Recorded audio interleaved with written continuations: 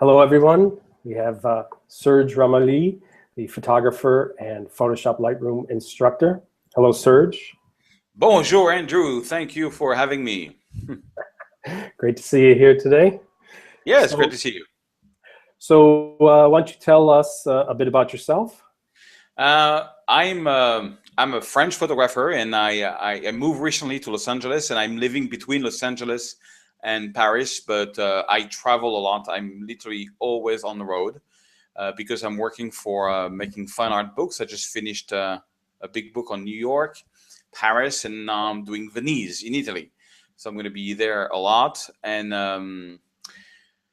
I sell fine arts. I do technical books. I do fine art books, and I teach Lightroom and Photoshop on the web through a YouTube channel that's becoming pretty big. I'm pretty happy about that, and through full courses to teach people how to use Lightroom and Photoshop. Excellent. That is what I do. I do it all in English and French. Both. Nice.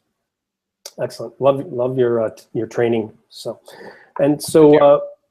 what creative projects would you like to focus on? Would you like to show us that you're working on? Well, I have been working on. I'm going to show you now a little slideshow. Yes, I have been working. Oh, sorry. Just 1 second. So I need to share the screen first. Yes, on the top left.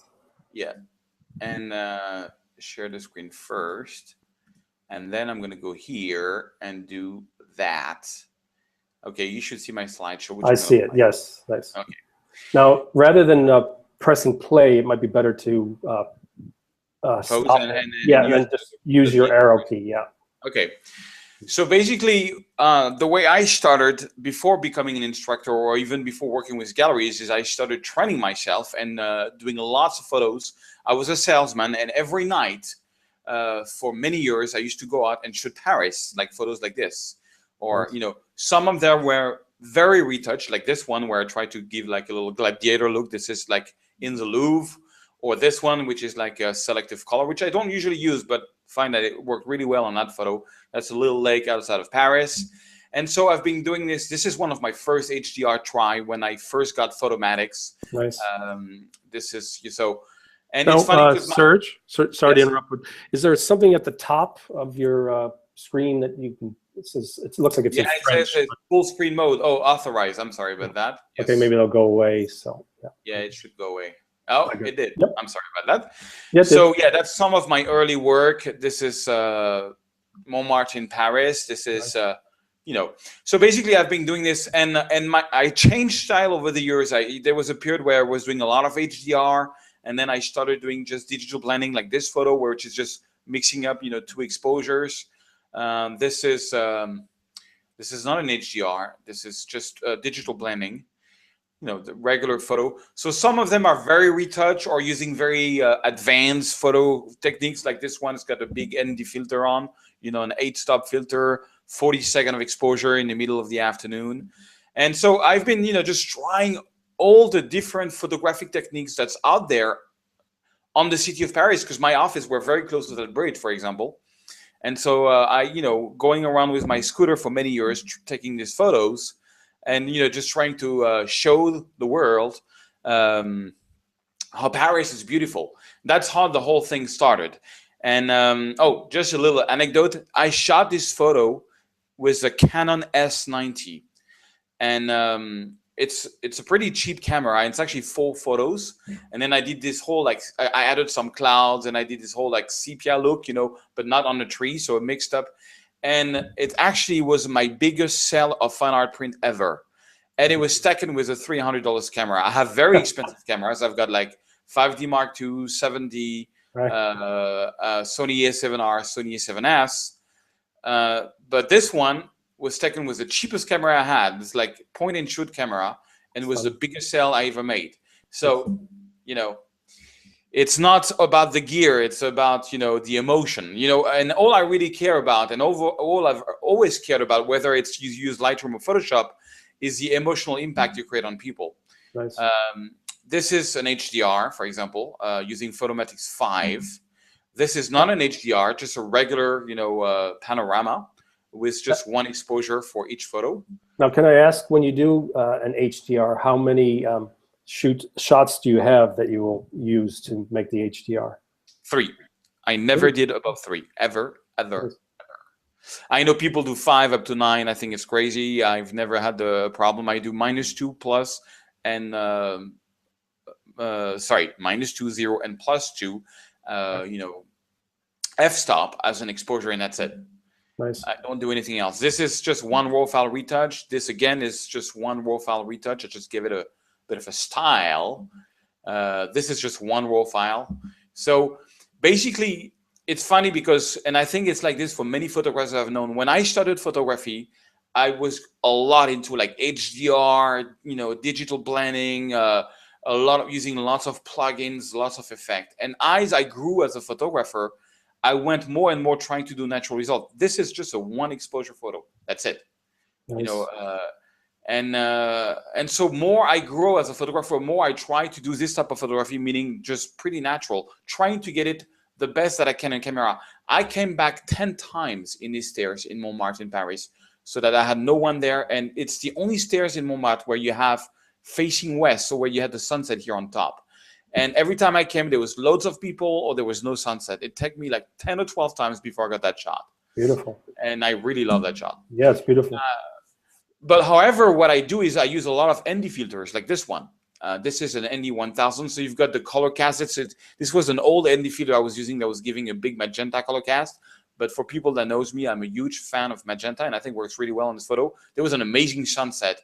And I had this idea of catching the sunset and making it even more. There's hardly any retouching in that photo. That's really how it came out, just using an ND 1000 that gave that color cast. And the sky was already very magenta. And I just love the result, because then you have a very, you know, silky water and stretchy clouds against, you know, one of the nicest church in the world. Just, you know, it's cool stuff. Nice. This is just a regular, you know, not even ND filter, just a regular photo. Nothing special about it. This, however, I, you know, give it a look. I give it like this sort of magenta, desaturated look, which I like a lot, because this one worked really well in gallery. Anyways, there's a lot of photos. This is an ND filter. I use a lot of ND filter as sunset. I think it gives like a very nice color cast and pretty cool effect. So this is, for example, that's a photo that has been chosen in the gallery. That's one of my best sellers, actually, but a black and white version of that I'm selling. I work with 71 gallery in the world called Yellow Corner. It's owned by two people, actually, but they have 71 galleries in the world, and amazing galleries. You're talking like 12 in Paris. Some of the galleries one of the galleries even buys the Louvre. When you want to go see the Mona Lisa, you almost, you know, bump into their gallery. It's crazy. It's the base locations in Paris. There's 12 in Paris, all over Asia. And I think there's only one. There's one in San Diego, I think, in California, and one in Boston, but mostly Europe and Asia. And it's working really well. I'm really happy about that. Beautiful. So anyways, that's what I do. And right now I've been working, I was contacted by a publisher called Ten House, which is like, you know, it's been a fine art, how do you call that? You know, this coffee table, big fine art books. They've been making it for 40 years now. And I did one book on New York and one book on Paris with them, but just black and white. They asked me to turn all my photos into black and white. And one of the book is coming in May, and the other one is coming out in June. Paris is the 15th of May, and New York is going to be the 15th of June. So voila, basically that's what I do. That's what I do. And so while I'm doing all these books, I'm trying to share with people my experience through tutorials. I'm doing a weekly tutorial on YouTube where I'm sharing, you know, oh, I shot this photo this week and this is how I retouched it. For example, I shot this photo with Matt Kloskowski, which used to work with Scott Kelby, who is now on One. He's the vice president of On One, but he was at the time with Scott Kelby. And we got up at 5 in the morning to catch the sunrise of Paris. And we were very lucky that day because it was pretty strong sunrise. And, you know, and then the boats, there's many boats in Paris. And that day there was no boats at all. So we had a pure mirror with the Seine River. I love that photo. A good memory working with Matt. So voila. This, for example, is one of my first heavily retouched photo, but I love the result. And so at the end of the day, I have like one politic, which is, this is like not at all, there's hardly any retouching on this one. But, you know, whether it's heavily retouched, no retouching, just using an ND filter, same thing, is do people like the photo? Do people get emotion from the photo? That's the only thing I care about. And I try to share this on a weekly basis. And then I did like full courses on Lightroom, full courses on Photoshop, trying to explain it as I would to a friend, using only simple words and only examples. I try to avoid theory as much as I can, to just dive into examples. And I think that's a reason why my courses have been so successful around the world. Absolutely. Excellent. Very nice. Voila, my friend. I could go on for hours because I'm a talker. So I think I'm gonna put the slideshow on, but you can ask me more questions if you want. Yeah, these are excellent. So that's from the Book of New York. That's the black and white version I did for the book that's coming in the 15th of June. So can you remember a favorite project ever? Is there a certain favorite project? Honestly, my favorite project ever has been doing these black and white books for 10 hours, and especially the one from New York, because Paris, I took 1 year to make 10 years to make the book. It's 10 years of work. New York, I only had a few months to do it, and so it was a challenge. It was the first time of my life where I was doing 8 hours a day, being paid to do a shooting of a beautiful city, and that was so exciting. That was so exciting that all I had to do in the morning was, walk around New York and find beautiful things and share to the world. And this went on for weeks, and I loved it. Yeah, it's beautiful. Nice lighting. Have you been to New York before, or was this the first time? I've been to New York a few times. I was there when I was a kid, but over the last 2 years, I've been there a lot to do that book. Fantastic. And are you enjoying LA as well? Yes, I am. I'm enjoying the weather. It's an old dream. I've always wanted to work in Hollywood, and I am working now in Hollywood on a movie project, and so it's happening in Los Angeles. And also, my best friend was a French guy who married an American who moved to LA, and they've always been pushing me for 8 years.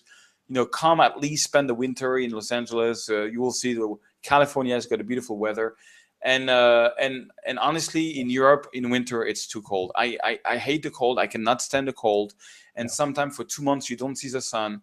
And I was so happy for the first time of my life to be able to spend the entire winter in California, because it's just amazing. And I've always wanted to be an actor all my life, and I kind of like dropped that. And then I was doing this YouTube channel, and speaking in front of the camera and doing stupid things and silly things sometimes. And I got noticed by a young Hollywood director who had this idea of a movie of a French guy doing funny things. It's a comedy in Los Angeles, and we did some. We tried a few things together to see if it would work, and apparently it is. And we are IP financing the movie, in progress financing. It's not fully financed yet, but it's well on the way, and it should be shooting in September. We wanted to do it in April and May, but we didn't get all the money, and so we had to postpone to September. Well, I think I posted about it. The only thing is, the following that you and me both have mostly is photography, Photoshop, and Lightroom. So yeah, I don't think too many people were that interested in funding. I tried to do some Kickstarter project, and I'm done with the slideshow. Okay. And let me stop the screen sharing here, so you can see me again. It didn't work well on Kickstarter, and I honestly, this was the first time I was doing Kickstarter. I had no idea how this worked, and probably didn't do the right things. But you know what? At the end of the day, private investors saw the Kickstarter trailer and proposed to finance the movie directly. So nice. It worked. It just worked another way. It's good to try different projects anyway. It's always fun to jump into a different realm, Yeah, exactly. Except of being financed by 1,000 people, is going to be financed by 4 people. But at the end of the day, we can still make the movie, which is really cool. So I'm really happy about that. It's just I've always wanted to be an actor. I love being in front of a camera.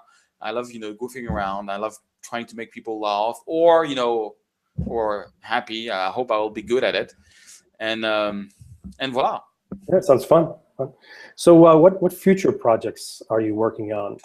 Well, I just finished the book on Paris and New York, and my next one is Venice, Italy. I've already been there just once. Did lots of photos, about 1,000 photo, and but I need about 120 spectacular photo. That's what they want to make the book. I only have about 30, so I'm going to go back there different times. I'm going back to Paris for a full month to do a workshop there, and for the release of my books, because there is press releases and book signing with fans or friends, however you want to call them. Yeah, nice. And so I'm going to be doing that in 12 different galleries in Paris, all over Paris, Belgium, Lausanne, and I forgot where. I have the date somewhere. Yeah.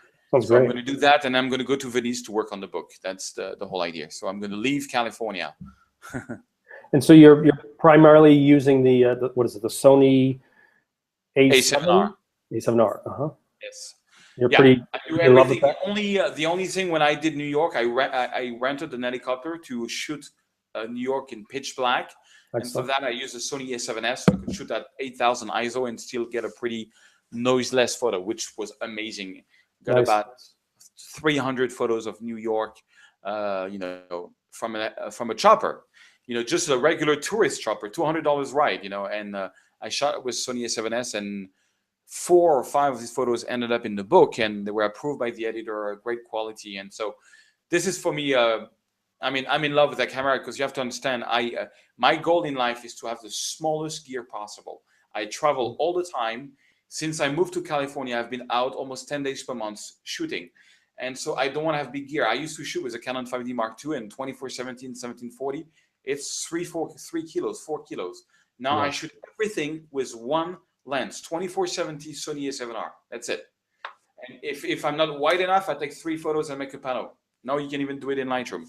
So it's very light for me, and 36 million pixel. And I tell you something, because I've been working on doing 60 in wide print, and I'm so happy. I've just got the best prints ever, better than what I had with the Canon and the 20 million pixels, because that small little camera is still a 36 million pixel at the end of the day. It's the same sensor than a D800. So you have a very light camera that you can travel, and when you take a shot, it's breathtaking raw file. So fantastic. What can I ask more for life, So I'm in love with that camera. Yeah, I love the mirrorless and the lightweights as well, because I've noticed that if you have a big camera and you go to somewhere like, I say, an art opening, the big camera is so intrusive. People notice it and then they stop. You can't get the same type of candid shots you get with a smaller Absolutely. camera. Yes, I'll give you an example. One day I walked into a mall, and there was a movie star there. There was a singer, very famous French singer that was doing autograph. And I just walked in with my camera, didn't intend to shoot anything. But then the security came up to me, "Oh, you're a professional photographer," and blah, blah, blah, blah, blah, blah. And now when I walk in, I had a similar thing with a Sony. And they're like, "Oh, you're not a professional photographer. You can walk in." Right. And you can even shoot. For example, there's many places where you cannot have a tripod, but when you show it's just a little Sony, they go, "Oh yeah, no problem, you can shoot." So I have been in Mexico, for example. I've been able to shoot inside of the Palace Artes, which is a very nice museum, with the Sony, which if I had this Canon, I would not have been able to do. Just because it looks big. The only problem, I would say, the only downside of it is I used to come from a background of interior design. I did a lot of interior design shots for architects. Mm-hmm. And if I would come now to see them with a Sony A7R, says, go home and get a real camera, and because they wouldn't trust it. And I have a few friends that are interior design camera that want to buy the Sony because, they're sick and tired of the weight, but they cannot. They said, we'll be joked by our customer. We have to show them with a big gear. I thought this was a funny concept. It's like a funny psychology, It is. Excellent. So yes, I am in love with the Sony A7R. Nice. So where can people find you online? They can find me on photoserge.com. Photoserge.com is my main website. This is where you have access to all my free and paid training and my galleries of photos and, whatever is going on in my life. I'm starting to write a blog now also on, additionally, of course, I'm pretty active on the social networks, but also I'm doing daily tips in writing. So now you will find daily tips. Maybe I can show you the screen again. Sure. Yep. Let me share the screen again. And then you also have your YouTube channel. Yes, but you can get everything from, let me show you. PhotoSerge. Yeah. So here we got PhotoSerge. So that's the homepage of my website. Do you see it? Yep. Yes, I do. Okay. You will have training, you will get all kind of promotions. And And one thing you should know, if you subscribe to my newsletter and you log into my website and you click here on this icon, which is to download, you will get access. You see here, it's called subscriber goodies. Because you subscribe to my newsletter, you will get access to 197 free tutorials. Nice. And for each tutorials, you see this direct download, you will get the raw file in high resolution that has been used, or the preset that has been used. So it's in all, I think there's about 1,000 free raw files and 197 free tutorials. Wow, very generous, very generous. And all you have to do is be able to bear with me and receive my daily newsletters, because believe it or not, I send one newsletter every day of the 365 days of the year. Wow. But you will get lots of free stuff. And here you have daily tips, which is basically like a written version of my YouTube channel, where if you click, for example, landscape, or sorry, that's just the photo. That's nice, and so you've got like a step-by-step tip. So you've got the video, but you can also have like just a step-by-step tutorial on how the final result was achieved.